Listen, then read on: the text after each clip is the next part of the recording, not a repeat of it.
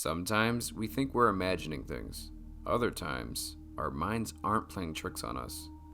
Joining us today is a narrator by the name Scare Me. If you like what you hear, feel free to check him out. Without further hesitation, let's begin.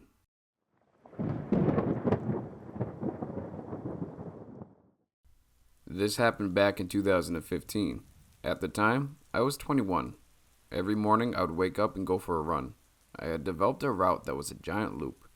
One side of this loop was up the main street of the small Utah town that I was living in at the time. My twin brother would go running at the same time I did, but he would run the loop in the opposite direction. One morning, I was running down the main street and was passing this apartment building. In front of the building was a cluster of trees. My view of the tree cluster and the building was obscured by a tall hedge, so I couldn't really see them until I was right in front of the building and past the tall hedge. Out of the corner of my eye, I see a woman standing among the trees and staring at me. A chill runs up my back as I keep my eyes forward as I don't want to be rude and look at her. It feels as if she follows me as I run past. I keep on running, and this creepy encounter slips from my mind. I pass my twin about 2 miles later and finish my run. I get home, and my twin isn't back yet, which I find strange because he normally beats me back and he's in better shape than I was at the time. He shows up an hour later and tells me what happened to him. Since the direction he was running in doesn't have a giant hedge to obscure his view, he sees the woman among the trees, only she wasn't standing like I had perceived. She's hanging there by her neck. As my twin gets closer to the trees and realizes what he had seen, a man comes running out of one of the apartments, just wailing. He picks her up and sets her on the ground, and lets out wails of mourning. My twin calls the police and stays there to give a report. Although I didn't realize what I had seen out of the corner of my eye that morning until my twin told me. I think back on that, and I still get chills that run up my back as I remember the stare I saw out of the corner of my eye from a woman who wasn't alive.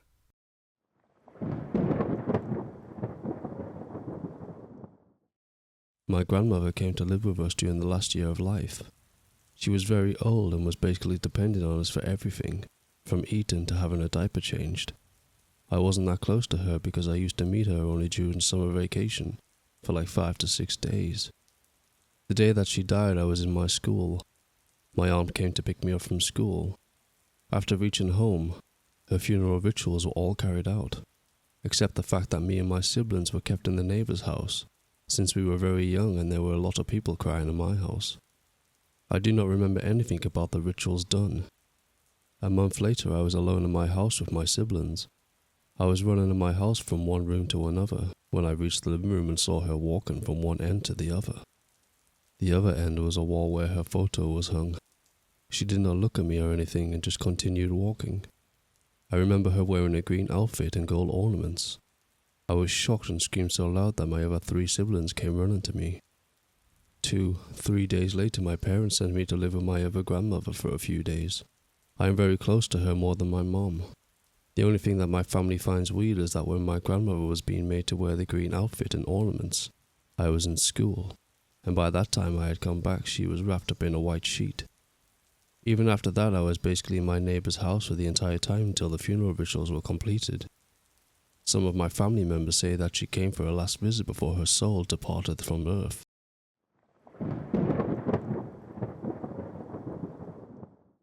This happened when I was 13 years old, spending the Christmas holidays abroad in a rural part of France. My parents are French, and I was born in France, but I grew up in Canada since I was 2 years old. We spent a lot of summer and winter holidays there. I was staying with relatives of mine in their house when this occurred, which was a very old farmhouse. One particular day, my cousins and I decided to stay in for the day because it was snowing heavily. We spent most of the day just wasting time and horsing around. A little later in the afternoon, my older cousin and I went up into the attic together because she was looking for something, and I followed her because I was curious to see the attic.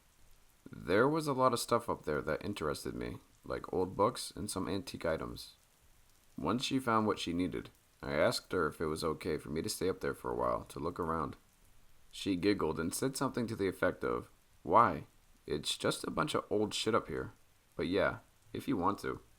I spent about half an hour walking around looking at stuff until I happened upon some old books from the early 1800s that seemed intriguing to me, because I was, and still am, a bit of a literature nerd.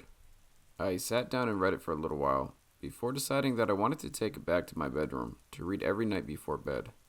When I closed the book and went to stand up, my gaze immediately shifted over to a woman who was sitting in a chair on the left side of the room. This briefly startled me at first and made me gasp, because I had never seen her before, and I didn't hear her come into the attic. She was wearing very old clothing, had long blonde hair, and she was quite pretty. She looked like she was somewhere between 25 and 30 years old. She didn't look solid though, and it's hard for me to explain exactly what I mean by that. She wasn't like the stereotypical Hollywoodized translucent ghost, but she had a certain opaqueness about her that tells you on an instinctual level that you're not looking at a living biological entity. She smiled and said to me, "Sorry if I scared you, dear." At this point, I didn't feel any fear or apprehension at all. This apparition radiated a kind, warm, and positive energy that I could somehow feel right down to my core, and I felt safe in her presence. It was a very brief encounter. Around 5 seconds after she spoke, she stood up, walked about 7 feet to the right of the room, and faded away mid-stride. I just silently sat there dumbfounded for a few minutes. When I left the attic, I was hesitant to tell anybody about what I saw, but I couldn't stop thinking about it. A few days later, I decided to privately ask my youngest cousin about it. She was 8 years old, and I figured that younger kids are usually a little more open to things like this, and less judgmental than teenagers and adults. To my surprise, she was quite candid about it. When I asked her if she ever seen a lady who appears out of nowhere, she responded, "Do you mean the blonde lady?" When I nodded, she then said something to the effect of, "Yeah, I see her sometimes. It's okay. She's nice." She told me that she had been seeing her since she was about 5 years old. We didn't really talk much more about it, and I didn't tell anybody else about what I had seen. It's something that will always vividly stick in my memory, because it was so surreal, and I can still visualize her face when I close my eyes. I never did find out who she is. The fact that the farmhouse was very old would lead me to believe that she most likely lived there at one point. I don't think that all ghosts are forlorn spirits, yearning for something. I have read stories about some that come across as harmless and seem happy. Maybe some of them occasionally enjoy visiting places where there are a lot of fond memories for them.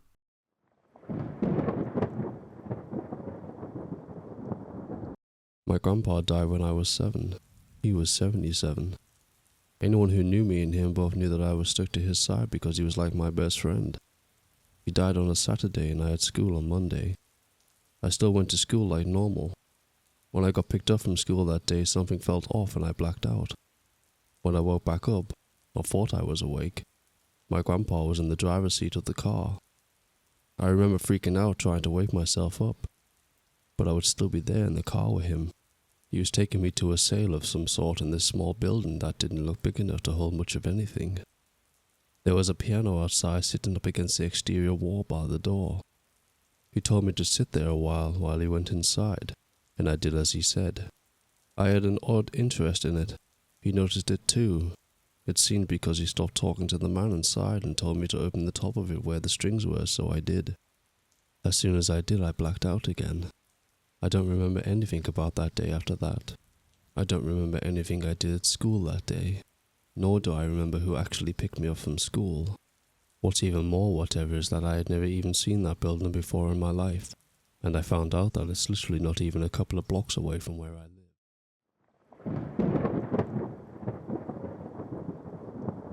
My mom died 6 months ago. She had not been doing well since my father had passed away the previous year. She has always had emotional issues and has always made me out to be her favorite child.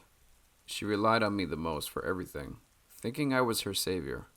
I may have been a good kid who followed all the rules while I was a kid, until my dad died. But things changed. Once my father died, my mom started having so many health issues and was nearly brain dead from a hard fall. which required life-saving surgery. She recovered, but was never fully herself again. After several months and a couple of different living arrangements, she decided to move out near me. I became her only person in the area. It was during COVID, so any contact with anyone was very limited. It was a lonely time for her. I felt like she was going downhill. After a month in the hospital and the nursing home care system, she was released to an assisted living and then died 1 week later in the hospice. This wasn't expected. I thought she would live another year, but she went downhill so quickly, the doctor had to order her to be on hospice care. The day she died, I was in traffic with my daughter. I was notified via text that she passed away. When I had gotten home, I was texting my siblings and then heard my name and her voice in my left ear. It was her frantic voice that said, "What's happening?" That she would get all the time. I became familiar with her variety of tones. I knew her mood or need based on how she said my name. I told my siblings what happened, and my brother said they had just removed her body. As months passed, I have experienced the following. 2 black masses circling around my head. They were about the size of golf balls. The large picture on the wall being pulled hard away from the wall and slamming down over and over again. I woke up to seeing this in front of me and freaked out. My heart skipped a beat. Then, when I was in my car getting ready to pull out of my driveway, the door handle started moving, started tugging like an eager toddler. She used to do this many times when I used to take her places. And not to mention things getting knocked off the windowsills all the time. I still have her ashes, and my dad's in the room with me. I'm planning to scatter these in the summer. Why is my mom haunting me? I feel like she is always over my shoulder. I feel like maybe she moved on a little more, but she is still hanging around. I did tell her before she passed away that she should try to reach me from beyond, but I think I'm ready for her to fully move on now. Sage hasn't worked. I've tried that more than once. What can I do to move on and release her from this world? I don't hate her. I'm not even scared anymore. I just don't want her to think that she needs to watch out for me or rely on me anymore. To me, she has proven that there's an afterlife, but I want her to go live that with my dad, or whatever she needs to do. I don't know what to do right now with all of these experiences.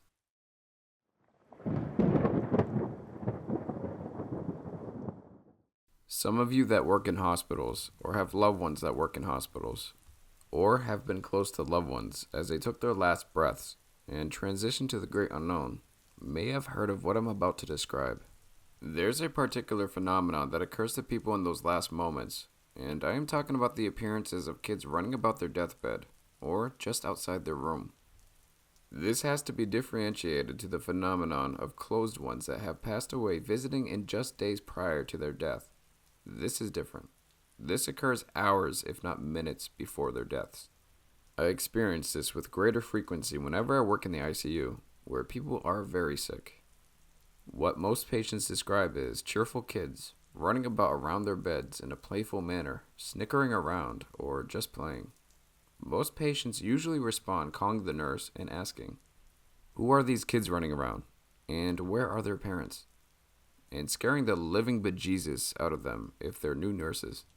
If they are experienced nurses, they know that the time of the end is soon to come, and they communicate properly with us doctors, trying to let us know to be ready. Literature often chalks this phenomenon up to the lack of oxygen in the brain, or neurochemical changes in the process of death and dying. But the pattern is very recognizable, and the experience is similar across all cultural backgrounds and ages. Almost all hospitals have a story about these kids, and if you're entering the field of medicine, nursing, or any other health-allied profession, you will certainly hear these stories. So if you're doing rounds in the ICU late at night and hear some snickering or tiny feet running in the hallways, prepare, because the call of green code or red code is about to sound off in the PA system. I honestly think I'm starting to hear things in the background when I record. Thank you, Scare Me, for joining us today.